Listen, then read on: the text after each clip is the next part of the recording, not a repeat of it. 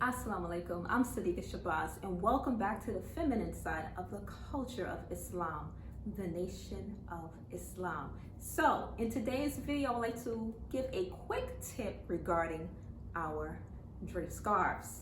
So, sisters, you probably have had this experience before where the drape scarf having a mind of its own. There is no mystery guide to that. When the wind blows, the drape scarf seems to dance along with the wind blowing. Is that right? And it becomes a little bit annoying to have the drape scarf all over the place when you're just trying to go about your day, right? So one of the tips that I use personally is pinning the drape scarf against the garment. Either you're left-handed or right-handed, either side, whichever side works best for you. So I pin the garment against, I pin the drape scarf against my garment to control the drape scarf and its positioning of the drape scarf onto my head. As you can see, this style head covering is an infinity scarf. Right? And it's kind of shaped like an 8, like what the brothers wear their bow ties, infinity 8. So what we want to do is we want to cross or lay the scarf onto itself, creating this 8 figure. And from there we want to put our arms through that hole and pin it against our garment to hold it into position. When we do that, it's not going to be all over the place. The drape scarf is not in the way. This area is free, right?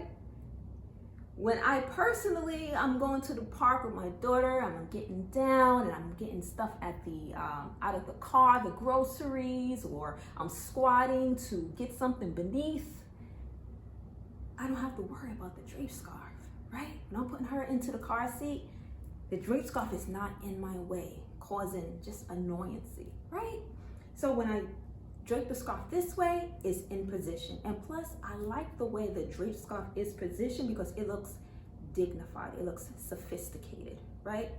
So I love wearing my drape scarf like this. So if this is something that you think will work for you in your head covering journey, right? Try it and see how you like it. Also, all praises are due to Master Father Muhammad for allowing us to wear the drape scarf. Because the science of the drape scarf is there's no stress on our hairline. No stress. No stress, right? We pin it with our little pins, our Barbie pins. There's no stress in this area.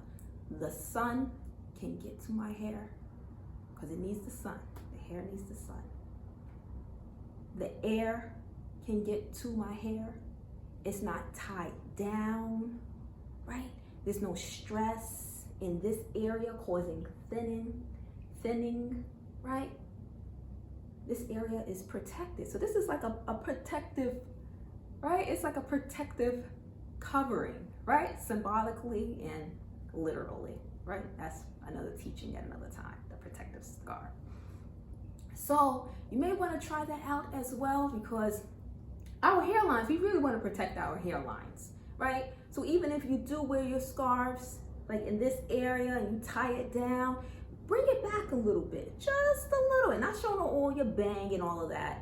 Just bring it back just a little bit and take the stress from the hairline, protecting the hairline. Just bring it back just a little bit. And I'm not talking about with your M.G.T headpiece. Now the M.G.T headpiece, we're just gonna have to sacrifice and bring it back, right? And bring the headpiece where it's supposed to be. But when we're wearing like drape scarves and our head coverings, you know, other than the M.G.T headpiece, we want to bring it back just a little bit so we won't cause any stress in this area. Just a little bit. That means all of this here is under the scarf, like this, right? Do I have it on correctly? Okay. Causing no stress in this area.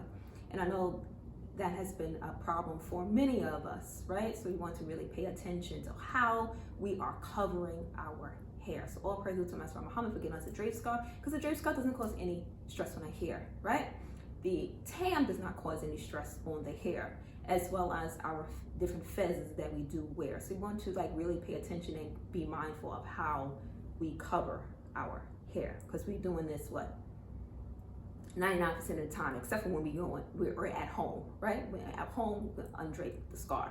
When we're out in the public, we cover our hair, right? So we just want to really just pay attention to that. I just wanted just to highlight that, or just remind us how we covering our hair and how it is or can affect our hair. Okay, sisters? So I hope you all have learned something from this video, because I have learned something as well. And I'm going to go into a deeper discussion of how to master the tribe of Shabazz hair textures, and as well as length retention. So I'll be developing that video for us all. And I'm going to go into the science and the analysis of how to maintain our Shabazz hair, as well as the length retention. Okay, so once again, I just want to remind us, we have to be careful of this area of how we cover our hair. Number one, we're using fabric on our hair. 100% cotton, or jersey, or chiffon, or silk. This is fabric that we're using against our hair follicles. Fabric can draw out the moisture of hair, as well as to draw the moisture from the body. Or I'm wearing a 100% cotton shirt, right? For, it's 100% cotton or linen. It's good for, this is what they say, it's good for, activities, strenuous activities, and perspiring absorbs the moisture, right? So when we're wearing fabric on our hair, it's drawing out the moisture from our hair. And it can create thinning, because we need moisture in our hair. We need the moisture in our hair. Without the moisture, it gets brittle, right? And that's another sign at another time. So we want to really be careful, okay?